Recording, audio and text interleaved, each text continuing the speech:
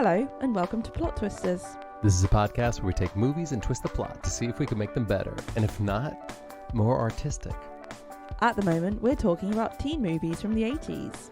On this episode, Some Kind of Wonderful from 1987. I'm Emma, and this is 1987. A girl can be whatever she wants.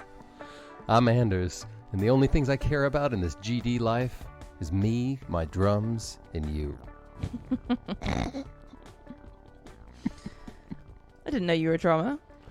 Well, I'm a bit like Ringo. Underrated, but pretty great at some things. I can do 4 on the floor. Beep, bop, beep, Oh, I can bop, do that. Beep, bop. Well, then you're a drummer, too. Yeah, anyone can be a drummer. You got rhythm and style. Anyone can be a drummer. Anyone can play guitar, right? Anyone can sing. Anyone can play piano, cello, harp. Some people can play trumpet. Yeah. 8 people can play clarinet. One person can play oboe. That person is the best. Have you met? Well, You know their name? Captain Bobo. Captain Nobo. Shoot, David. Okay, so welcome everybody to another week of nonsense. What's up? With us. What's up? What's up? Today we're going to be talking about the film Some Kind of Wonderful from 1987. So, this film, it's a teen romance story. Surprise, surprise.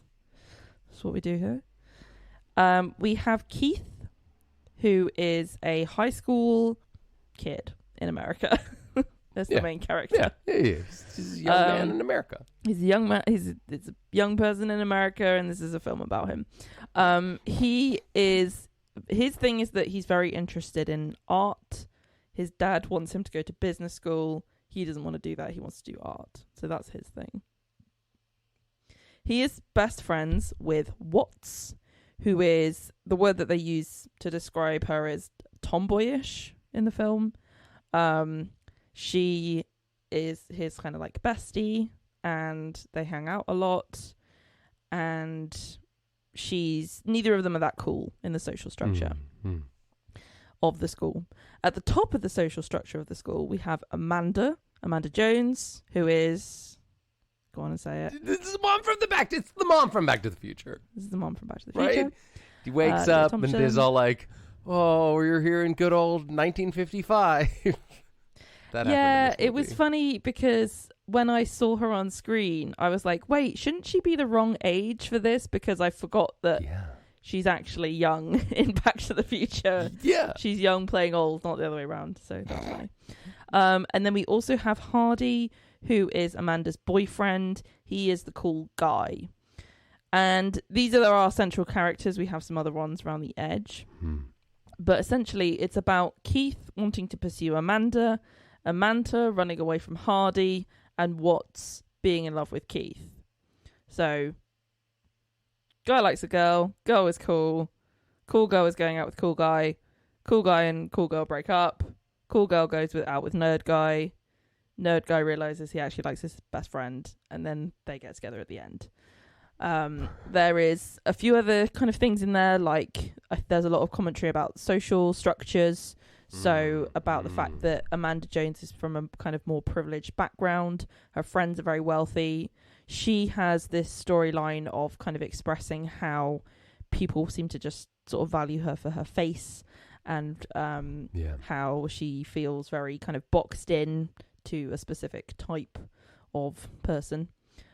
Watts is kind of quite critical of her and her life and her social group, and, points this out to Keith when he expresses an interest in her. We also have Hardy, who is from this, he has this massive house. He has this house party at the end that he invites Keith to as a sort of prank to try and get him to come with Amanda so he could beat Keith up. And the way that Keith sort of gets out of this situation is by inviting his friend that he met in detention, Skinhead, who turns up with all of his hard mates, and there's a bit of a showdown. He's kind of a nice guy in the end, too. Yeah, Just he's like, kind of a fun guy, and his dad works at a museum, and he takes Amanda around the art museum. Do you remember, sorry to interrupt, you remember that scene and he goes like, hey, friends help friends. You know? And it was a bit like, it sort of felt like he was saying like, we're bonded now forever together, and you owe me one, but that's fine because we're buds, you know? Yeah. But that's nice. And the way they initially bond is quite nice, that they're both in detention, and Keith writes something in his notebook and shows him, and then Skinhead's carving something on his desk, and he rips the desk up and shows him back. Like, that's quite fun. So funny. It's so funny.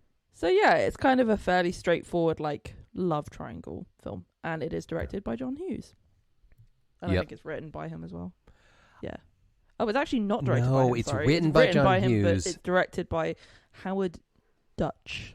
Yeah, and that guy directed a couple of other movies from the 80s that were very 80s-y. But I forgot to open IMDb, so, you know. Remember that movie? Yeah, the other one that Mr. Dutch did. He's from things. We know him from movies. We do.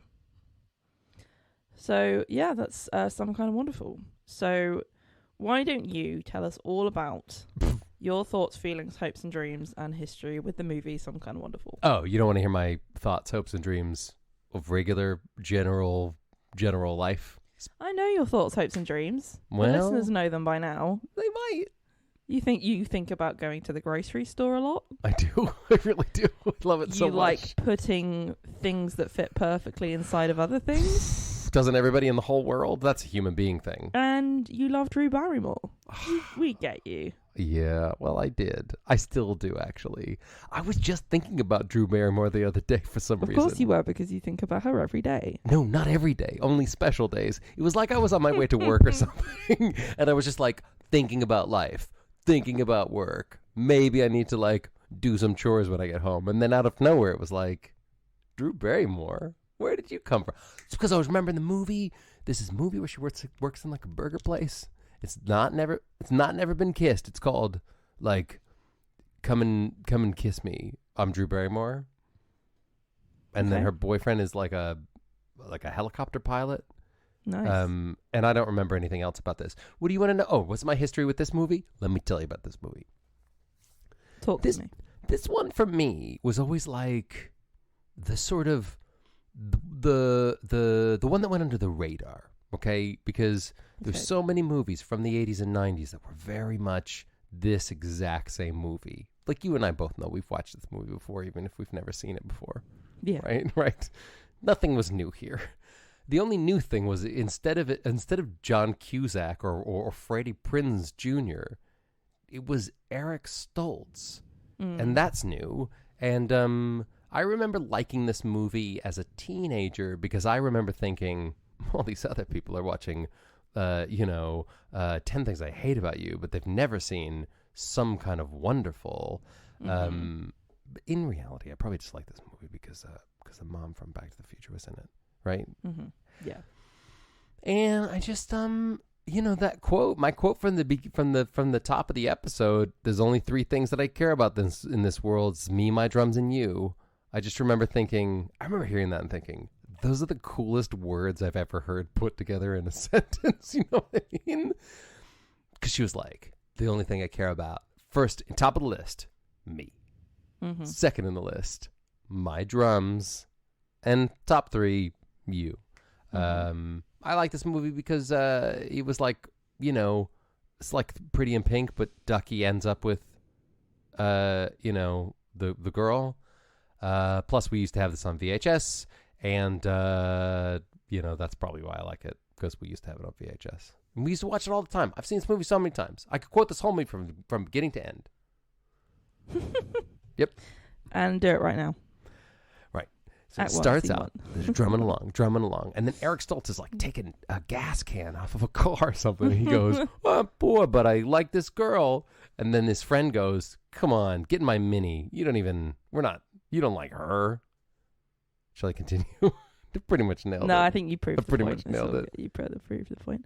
So what did you think rewatching it for the podcast? Do you think it's held up? The general theme, maybe. I think some parts are really great. I really like the friend character who drives the Mini and plays the drums. What was her name again? Watts. I like Watts a lot. I thought it was sort of a B plus. Thing I didn't. All right, I'm gonna be real. Can I be real? Everybody, can I just be real for a second? Okay. Is that okay? Permission granted. Thanks. I don't think I like Eric Stoltz very much. Mm. Like, it didn't. Like, I feel like. Okay, do you know the thing about how he was the actor, or do you mean the character Keith? the actor? The actor. No offense. I'm sure he's a nice guy. I just didn't like something about. He was a bit too serious and smoldering in the way. Like, do you know that thing where he was? Did you know that he was originally cast to be in Back to the Future? Oh boy.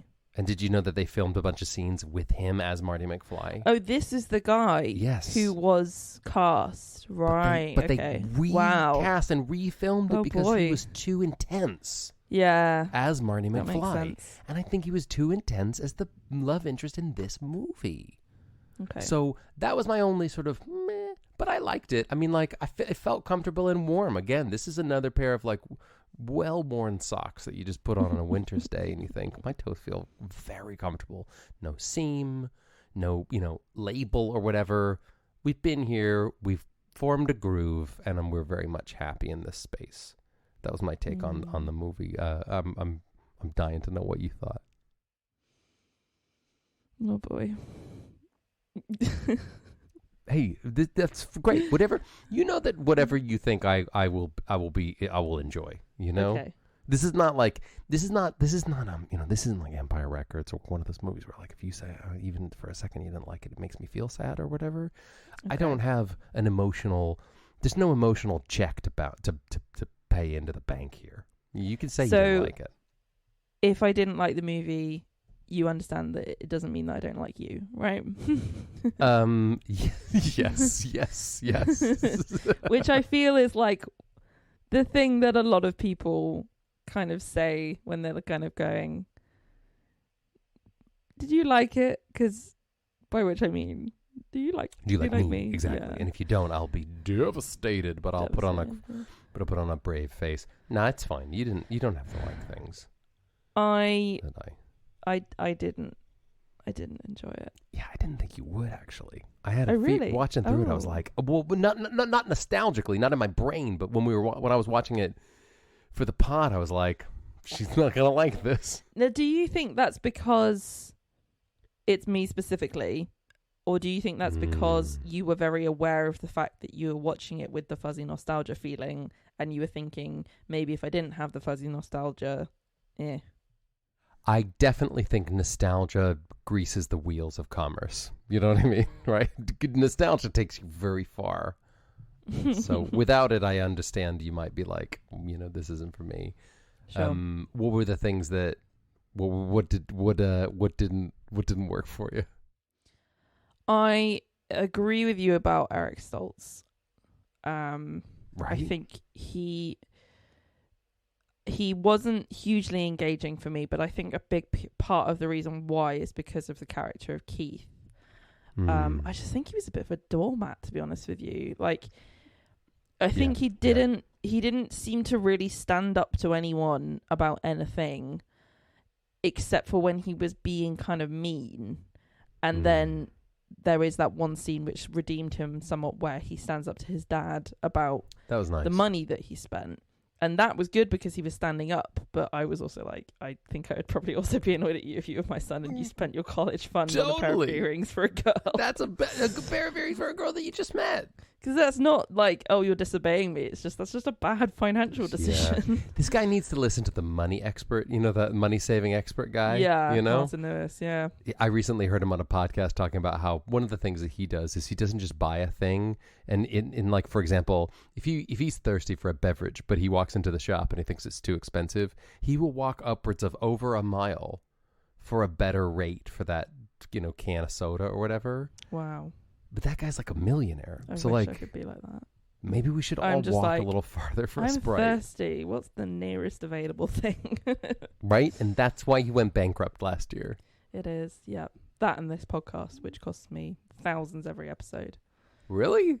Yeah, it's because I always make a bet on the number that you're going to rate the film with with a bunch of shady people Oh, that I met okay. in a bar down the street, and I And always next time they're gonna take your legs. yeah. But you know, See- don't mistake paradise for a pair of legs, long legs. Wait. So See? yes, so that was the thing. I didn't like Watts either, and For real? I felt conflicted because I, as I often do, read a bunch of reviews after watching the film, Mhm. and Mary Stuart Masterson is kind of the clearly That's why people most well rated element of the film. Yeah. So maybe, you know, she did a great job of playing the character. I'd be very interested to read the script and see how the character reads without seeing her portrayal of it. I think, I suppose that brings me to my wider point, which is that overall I didn't relate to anyone in this film. I would say if I did, the person I probably related to the most was Amanda Jones. No, I get that, because all of her, like, she's the popular one, but all of her friends are jerks. Is that what happened? But she has some nice character development, is what I'm saying. Like, she has some good, like, I think I found her to be the most interesting, engaging character. I felt like she's being really severely abused by her boyfriend Hardy. He's bad. He's bad. He to be fair to him, he's a good villain because he refers to her really awful. He refers to her as his property. Remember that? And he calls her trash. Like, he's very, very awful and nasty and manipulative. Yeah, he was good. There's a few moments where, like, she sees him with another girl and he kind of just immediately gaslights her and says, like, how can you be so pretty and yet so insecure? And it's just a friend, and what are you talking about and stuff? And so he's really upsetting her. And there's a scene where he comes and confronts her in the girls' changing room, and then the teacher has to kick him out. Right. And he's just foul. Like, he's so horrible. Yeah. Which again is a good thing because he's the villain. But Amanda is being put through this really serious situation of being very, very seriously abused. Then her friends turn against her and just completely ignore her out of the blue. Then Keith comes along, asks her out on a date, appears to be the nice, sweet guy, but then also starts being really harsh and mean to her. So that moment where he comes up and says, "What, do you need your friends to ask permission to go out or something?" And I think the reason that we are given that he's doing that is because he thinks that Amanda is part of a scheme to, play a prank on him to get him to the place where Hardy's going to beat him up, which it turns out she isn't. So he starts being kind of nasty to her. But if I was her, I'd be like, holy, what? Like, she's walking straight away from one guy who's awful to another guy is kind of just as bad in a way. So, and there's that scene at the end where she is talking about how, Keith accuses her of using him, and she says, "Well, weren't you using me as well? You were using me to impress every guy that you've ever met, and you're using my status, and you're using my body and my face and my money and my all this kind of thing." And I suppose I'm not saying that that's something I directly relate to, but I could certainly understand it, and I certainly felt like that was a meaningful and pertinent point to make. So I related a lot to her, but then with Watts, she really stank of the not like other girls thing to me, which I am particularly annoyed by. What, the not like other girls thing? Is that like a trope? Yeah, so it's kind of a trope where it's very common, and it was particularly common, I would say, about 15 years ago when I was a teenager, right, to have a lot of characters who would define themselves by being different from other women, and would paint a picture of women as, the cool, popular blonde girl who likes pink and is obsessed with boys and wears nail varnish. I'm not like her. So some really common examples of that are like Bella Swan from Twilight is a not like other girls girl. Katniss Everdeen from the Hunger Games. I can't wait. Hermione Granger. Like, there are a lot of female characters. Right. A lot of Jane Austen's main characters, you could say, are a bit like this as well. They define themselves by rejecting femininity, And I think in this sort of time period, watching that sort of thing would feel kind of empowering because it's somebody rejecting common forms of femininity. But what you're actually doing is you're still just hating on women because you are blaming those women for conforming to femininity. You know, you're saying, oh, look at all those ridiculous girls and their nice legs. And it was interesting that Watts was so vocally against Amanda Jones, but then you also have that scene of her looking at her in the changing room and kind of comparing herself to her. Well, yeah, of course. So, because she was against it because she, you know, actually wants to be like Amanda. Yeah, and this, absolutely. And I think if there had been more of that evident, or if she'd come to kind of admit that towards the end, maybe that could have sort of saved it a bit. But yeah, I personally find that trope pretty annoying because I definitely used to be one of those people and have now kind of rehabilitated from it because I've realised what a toxic thing it is. It's just another form of misogyny. But also, I think I also didn't like how unsupportive Watts is of Keith all the time. She often belittles him. She often talks him down. As soon as he expresses an interest in Amanda, she gets very angry. She gets very jealous. She's very bitter and is very mean to him about it. So it really felt to me like, whilst I can understand the appeal of this film and I can understand that the framework of it is fun and nice and something we're familiar with, in reality, it just felt like a lot of people being mean to each other. And I found it a little bit grating. And that's so wild. I didn't pick up on any of that when I was a kid. Gosh. And I didn't. Did I pick up on that this time around? I don't know. I just sort of thought, like, in my head, I'm watching this. I'm like, well, clearly, you know, this is a best friend who's in love with another best friend. But in my head, I was too forgiving of her. I was just like, we just didn't know how to say I love you, you know? So she's just jealous of Keith dating other people. And in the end, I don't know. It was a bit like that Ducky thing. It was a bit like, right? They shouldn't really have gotten together in the end. No, yeah. So we talked about this in our episode on... Oh, God, I always forget which one he's in. He's in Pretty in Pink, isn't he? Pretty in Pink. Yeah, he's Ducky, in Pretty in Pink. Yeah. The character Ducky, played by... Some kid. No, it's played by nobody. Played by somebody who didn't do anything else after that. Yeah, he did. He was in 2.5 Men. Fine. All right. Whatever his name was. The guy who plays Ducky in Pretty in Pink. His name is Ducky. I bet you I'll be honest, I bet his close friends call him Ducky. I'd call him Ducky. I do call him Ducky, and we've never met. Yeah. So I think when we did that episode, one of the things I expressed was how, again, personally, I don't like seeing characters or people in real life who feel entitled to the affection of other people when they have done nothing to express or pursue it. Right. So going, you know, I haven't told you how I feel. In this bit towards the end, he says, "How come you didn't tell me?" And she says, "You never asked." And I'm there like, yeah, but you also never told him.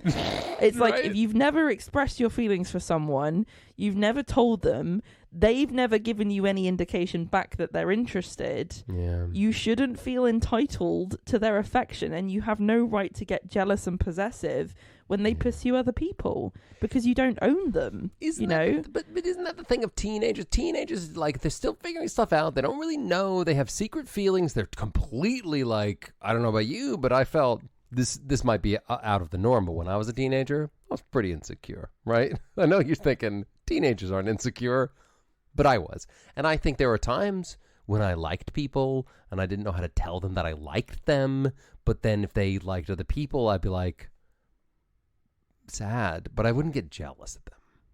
And I wouldn't make them feel bad. And you wouldn't go and make them feel bad about the fact that they liked other people. No, because I liked tons of people. And say, you should have been with me this whole time, you idiot. Yeah, you jerk.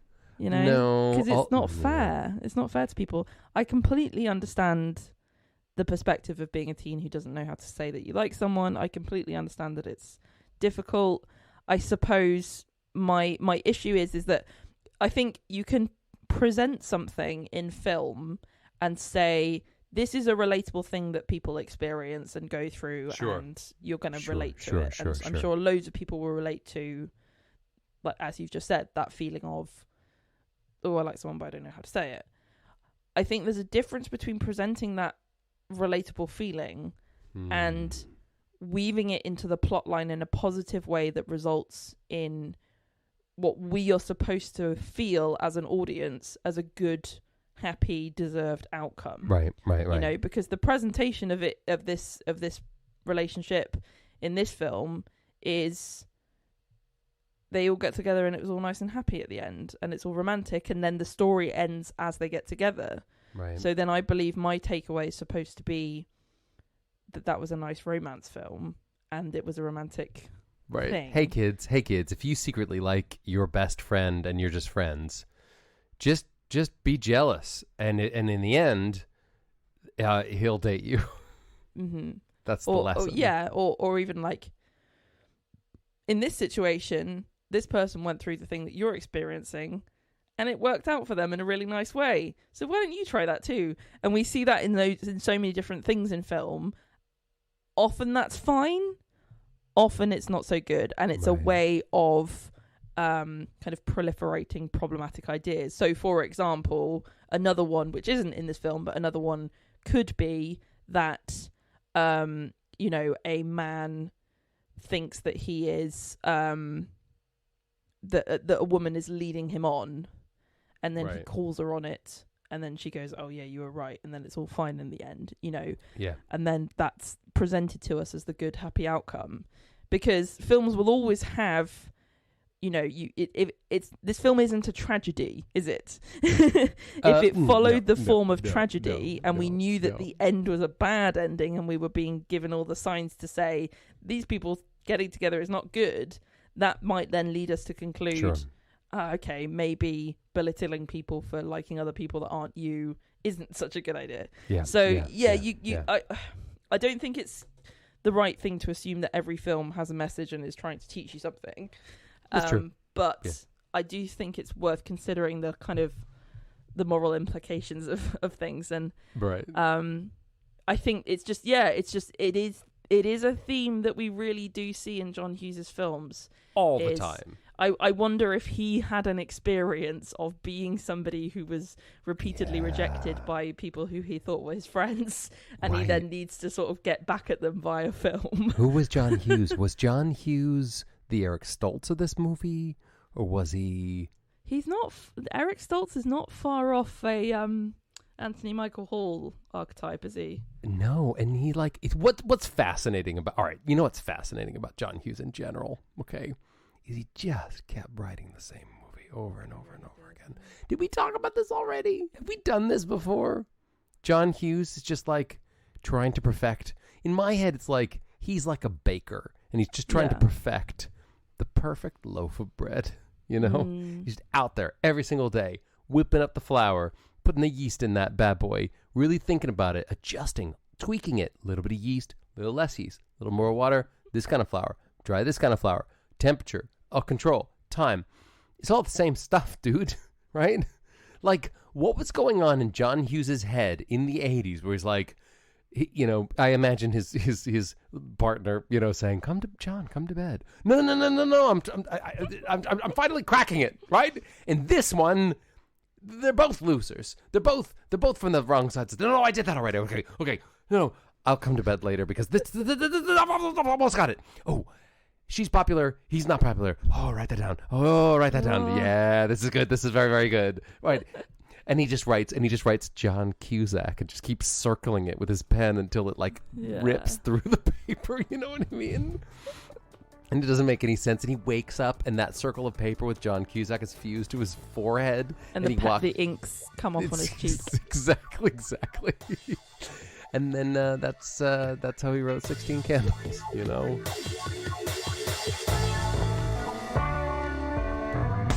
Hey folks, you know what would be some kind of wonderful? If you could subscribe to our podcast and maybe even leave us a review on Apple Podcasts.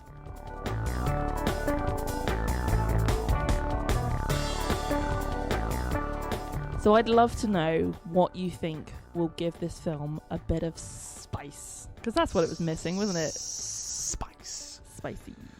Well, okay. I gotta say right off the bat, I mean, no offense, Eric, but like, could it have been John Cusack? Now, listen.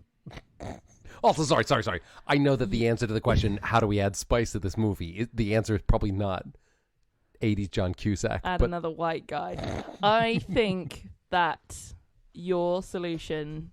I think that when we listen back to the entirety of season 2, where we talk about movies from the 1980s, and we realize that every single one of the twists that you came up with was it's the same, but John Cusack is the lead actor. That's gonna be a problem for his scheduling. Yeah, no, he was already so busy. He was already so busy. All right, well, like, all right. Hey, let me throw a different idea at you, right? It's not John Cusack. And in fact, how do we make this more spicy? Well...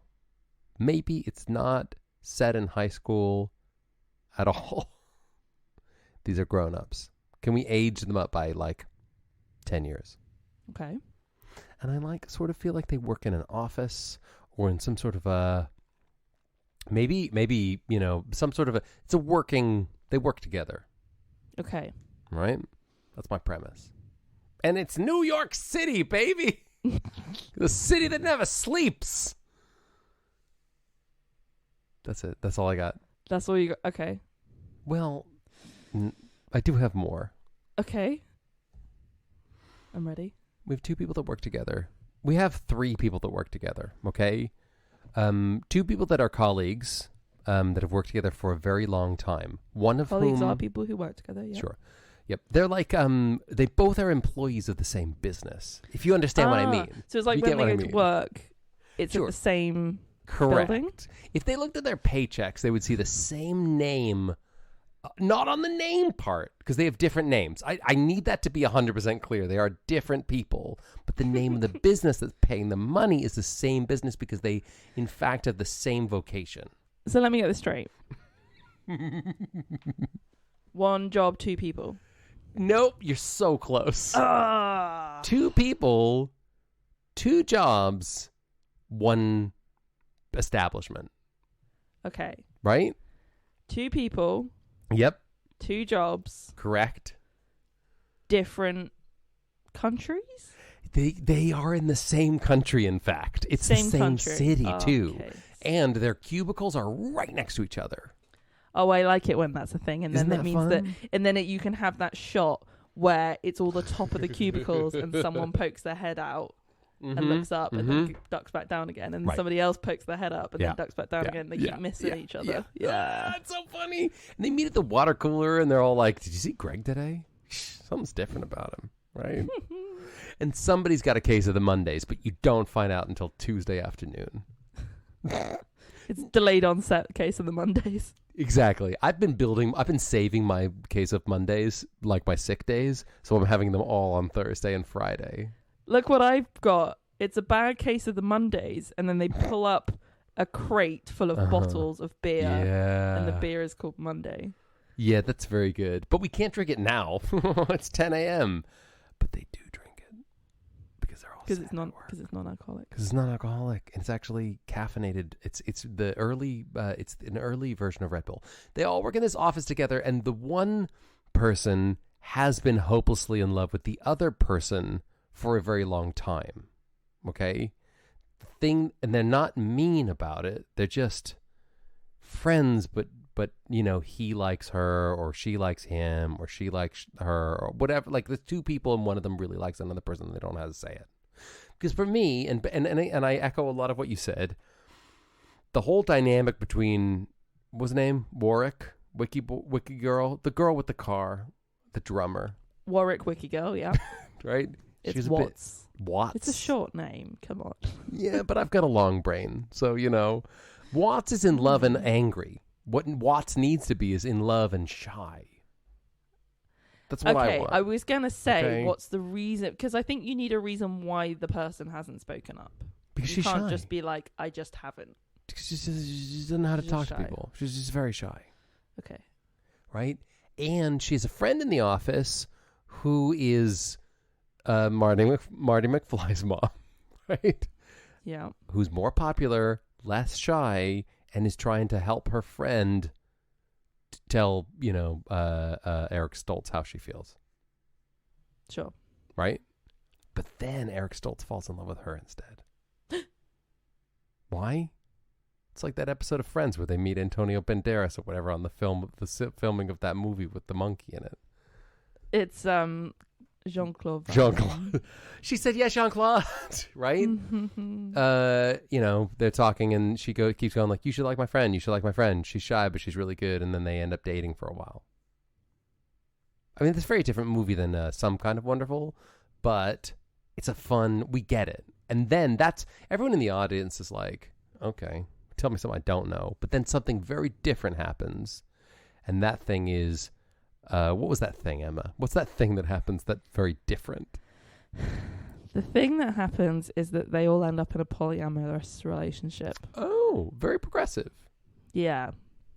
Because I was going to say, before you very cleverly passed it back over to me, I was going to make a joke, which was, oh yes, I don't think anyone's ever thought of a will they won't they office workplace romance before. But then I thought, you know what nobody has done is one where you have a love triangle that becomes a love triad. Right, like Pam and Jim and Dwight, for example. Because I think that the thing that this film was lacking in terms of spice was that it was very heterosexual and very normal, kind of for the very 80s, sort of down the run of the mill, straight down the road, boy girl, beige sex. Just no good. It's no good. So you bring in the okay, fine. I personally would think it would be very interesting to see a relationship that ends in polyamory depicted on screen, because I just am not very familiar with any films that do that. And it's like variety is the spice of life, and so often people will say I disagree. Salt is the spice of life. Okay. Right? That nice pink rock salt that you get. No, you know what's even better? There's this stuff called, have you ever had Tony's Creole seasoning, right? You've had Tony's, right? Yeah. I know you, so yes, I've had it. That's the spice of life, because it's literally good on everything. It's salty, it's spicy. I would say that the spice of life is basil, personally. Yeah, it's fine. I have basil on everything. That's the leaf of life. The tree. That's the plant. Well, I mean, there are several plants of life. Basil's love. Basil is life. Basil's one of them. Anyway, what were we saying? Oh, they're having it. There are three people who are in love. So I think the thing that we need to see differently moving forward is different types of relationship depicted on film. That's how you break out of the formula, because as we've discussed, these films are formulaic. They were churning them out, and there's lots of things that are very similar. So why not use the formulaic elements to give us something that feels familiar and feels safe, but depicts something that we need to be exposed to, because we need to learn about these things, What if they all work for a magazine or a website that is very, very I don't know. I was going to say like a magazine about throuples, but that's not a real thing, is it? Is it? I mean, it could be. It's a magazine about everything. What if there are three people who are not in three mutual three-way relationships, but work for a publication that is about that subject? Oh, and it's like that thing where they're surrounded by the thing the whole time, but they only realize it at the end. Yeah, exactly. Exactly. They're they have that scene where they start looking around and they see it everywhere, like just the word 3, 3, 3, 3, and then like maybe the main character's going, how can it? But I love them both, and they love each other, and and it's like 3, 3, 3, 3, 3, and it's like, wait, look around. And then it's just like looks at like a building in the distance, and it's just a huge pyramid shape. Right. You're the director of Three-Way Magazine. What did you not? How did you not? It'd be fun if they were working. It'd be fun if they were just not aware that everyone else around them was like, oh yeah, you guys are like in a... We're all doing this, yeah. So everybody does that. Everybody's doing that. And then there's like a joke where this is one guy who's like, I'm in a one-way relationship with me, and then somebody next to him goes, says it as a joke, and everybody's really supportive around him, and he's like, I was saying it as a joke, and they're like, oh, that's not really that funny because that's just a thing. That's totally fine. And then maybe somebody else goes, me too, and then they date, but maybe they don't, because maybe they also actually go, maybe we are fine our own. What else? So we got that. We need something else to like spice it up even more. What's the conflict? The conflict. Well, I think it needs to be a personality-based conflict, because what you've expressed is that one of the three is very shy. Yeah. And I would imagine that, I mean, I personally don't have any experience of being in a polyamorous relationship, but I would imagine that one of the things that could cause, like, not conflict, but something that you would need to work through is having, like, an imbalance of, I guess, energies and, like... I guess in any relationship, if you have somebody who's very extroverted or somebody who's very introverted, somebody who has more social energy, somebody who has more passion or interest in one thing or another, like that can be tough because sometimes you need to find a way to sort of balance that out. So I think maybe if you had one character who was very shy and wasn't really very expressive, and then you had and wasn't really communicating well, but then you had two characters who are very strong communicators, they're the ones doing all the talking, and then the third person isn't doing as much talking. That could be a potential conflict because you're kind of going, there's two very dominant figures and one less dominant figure. I also like the idea where like they haven't told their parents yet, and so like each of them meet one of the other person's parents and pretend that they're in a two people relationship. And then the next day, and then one of the people is their like roommate, and they keep switching around. Right? So like, Joe and Jane and, Frank or whatever. It's like, Frank's parents are over, so it's like Frank and Joe are together, and the other one's just their roommate, and they keep swapping it around, but like Three's Company, they get confused. Joe's parents think it's Joe and Jane. Jane's parents think it's Jane and Frank. And Frank's parents think it's Frank and Joe, like that. So then they have like a comedy switching around, switching the hats sort of thing, switching hand holding. They're like, no, we have to hold hands now. No, we have to hold hands. No, now you have to hold hands. Oh, it's so nice that we're all here. Go ahead, Frank, kiss your partner. And they forget which one they're pretending to like be. It's really awkward, I will kiss the person that I love, and the only person that I love, which is right. And then Jane like drops a napkin and like goes like, no, it's Frank, it's Frank, it's Frank. Yeah, that's good. It's very hijinksy, but it's very good. Yeah. And what's wild is all their parents are really supportive when they find out, and they didn't think that they would because they're like another generation or whatever, Yeah. So that's nice. Yeah. And then maybe the parents are like, we're also in throuples, and then it just turns out that everyone is. Yeah, and then it fans out a little bit farther, and they actually it's revealed that they're on throuple Earth. It's like Earth. Yeah, it's like it's alternative. It's alternative Earth. Yeah, exactly. But then they are transported to regular Earth because that was actually a simulation where they were training how to talk to people and their parents about it, and then they do it for real. And it was all a dream. You know how sometimes movies, like remember in Romy and Michelle's high school reunion, where they spent like a good 20 minutes at what was actually a dream reunion, and they just wasted your time, I wonder if this movie could have an easily 20-minute scene where you think that everything is fine, but then one of them wakes up and they realize that they were just dreaming of utopia, and they actually really do need to talk to their parents or whatever. Well, what if it was like, I mean, you could do maybe a TV show where each episode is some kind of like socially complex situation that plays out, and then it's revealed that it's a simulation in which people go into for training purposes. Ooh. And it's like, so let's say in this reality, the audience is watching it and going like, oh, that's nice. And then wait, what? So all the parents are in polyamorous relationships as well? And wait, everyone is? This is what's going on? Yeah. And then the TV cuts and it's like, okay. And then it cuts to a room of people who are being trained. And he's going, what were your assumptions about this film based on the things that we showed you? And then there's a discussion. But you as an audience, remember, realized that you also had some of the preconceptions that the people in the room are discussing. So then you'll have to challenge your own preconceptions. Hey, it's right there in the title. Every single simulation is some kind of wonderful. Okay? I love every week it's a different kind of wonderful. Yeah, and it just depicts all of these utopias that a lot of people would say, like, oh, well, that's just ridiculous. You can't have a world where everybody's gay. And then it's like, this is a world where everybody's gay. What would that look like? It's great. And then has a little kind of forum of people discussing it afterwards. And then you're kind of going, oh, okay, so why is it that I would have a problem with that? You know? What's wrong with me? Hey, or like one world where it's just a world where everybody just dives into like Scrooge McDuck style banks, but it's not money. They're all filled with raspberries, and there's people swimming around and eating raspberries. Yeah. People think it's disgusting. People think it's controversial.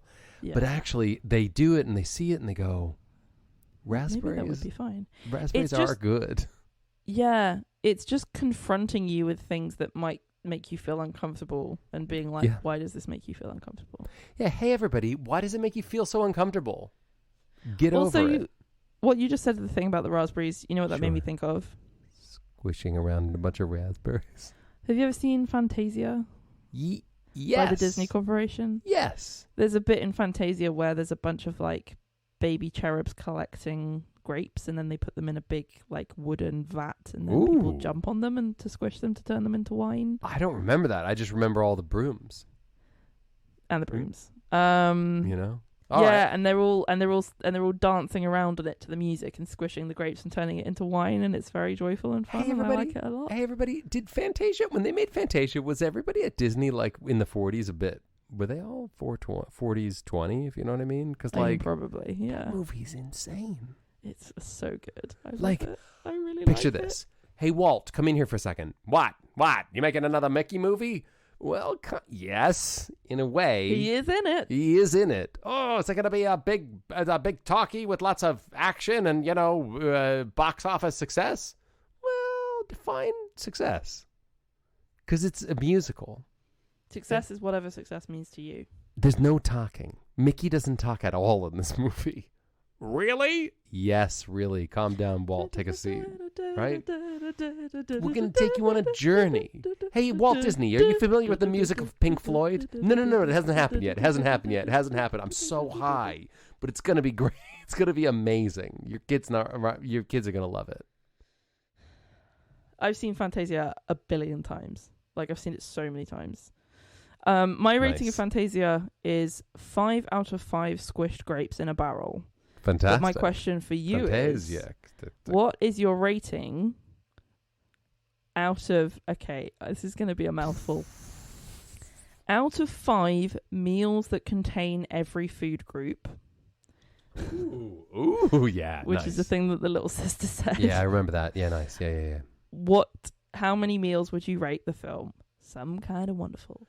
Look, despite everything we just said, and despite the fact that it's, it's got some flaws, and, John Hughes hadn't got the algorithm quite right. Get back to work, John. I'm coming to bed later. I'm still writing. I can make it work. The teenagers will fall in love. Despite everything we just said, I still give it a 3, because I super like this movie, and it's fine.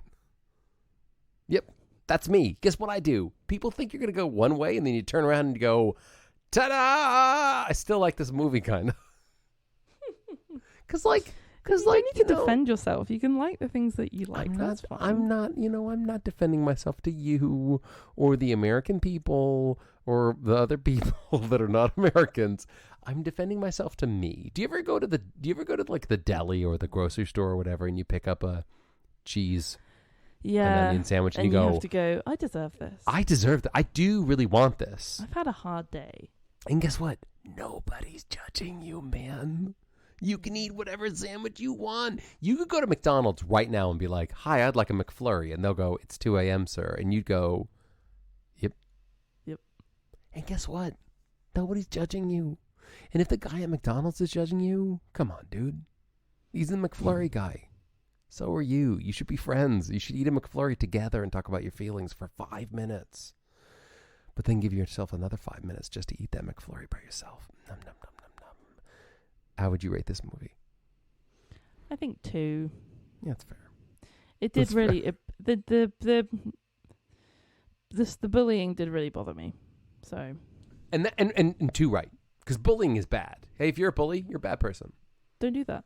Don't do it. Just don't do it. Don't do it. Instead of bullying, go pick some flowers for somebody and say, you're fun. Yeah. And give them the flowers. Don't forget to give them the flowers. You're fun. These are some flowers. They're not for you. This is unrelated. Unrelated. Because you are important to me, but the 2 more things that are more important than you are me and my drums. So these are for me. And then I also nice. have some for my drums. I'll bring you some tomorrow. My bass drum super loves daisies. My tom-toms like marigolds. You know? Yeah, exactly. Yeah. Did you say my tom-toms like marigolds? Sure, why not? Why does that feel like a band name? Tom-toms like marigolds? Because it is a band, and guess what? We just formed it. Hell yeah! This is our first song. It's called Some Kind of Wonderful. Some Kind of Wonderful. Yeah. Ladies and gentlemen, on the saxophone, Eric Stoltz. Burp, burp, burp. That is so how he would play the sax. It'd be boring and low-pitched. And hey, listeners, why don't you tell us how you would play the sax? You can reach out to us on social media. Oh yeah, my favorite song. You can reach out to us on social media. We are at Plot Twisters Pod. We post updates of the episodes that are coming up, or the ones that have just been released, so you can comment away on there what you thought about the episode, because we're just 2 people, and these films aren't just made for us, they're made for everybody. So why not hit us up? We're on Twitter, Facebook, Instagram. You can also check out some of our previous episodes, Apple Podcasts, Podbean, Spotify, other podcasting services. Whatever you're listening to us on, hello, and thanks for listening to this episode of Plot Twisters. Can I just say, also, people like podcasts, right? They're kind of a big deal. I'm not bragging about ours, but I'm bragging about podcasts in general. If you know anybody who's ever said to you, I kind of want to start a podcast, send them. We did an episode that we released a couple of weeks ago, which is a special one-off episode, which is literally about how to make a podcast. And like, if you know people like that, you should send them a link to our podcast, because A, we think we could help them, and B, it means that, you know, instead of being like, oh, let me tell you a few things about how to make a podcast, we can say, listen to this episode. And then when you're done, we can just have a chat about like life or whatever. You know what I mean? So send them a link to how the sausage is made. Is that what we called it? We called it that between us, but I chickened out from actually calling it that on the podcast. Did you call it how the chicken sausage is made? I typed in how the sausage is made, and then I thought, you felt icky. This is not great SEO. This is not great search engine optimization. Somebody's going to talk about Googling sausage, and they're going to find our thing, and it's going to not be the right thing. And I chickened out. But that we both know that's what it's called. It's called How the Sausage is Made. Correct. You can also check out my website. Oh, you should. Check out my website, innerforest.co.uk. I publish the stuff I write on there, which is self-help and advice. So you should totally have a look at that. Yeah. And I guess we will see you for the next one. So thanks for listening to this episode of Plot Twisters. Leave us a review on Apple Podcasts if you have the time. We'll see you next time. Bye.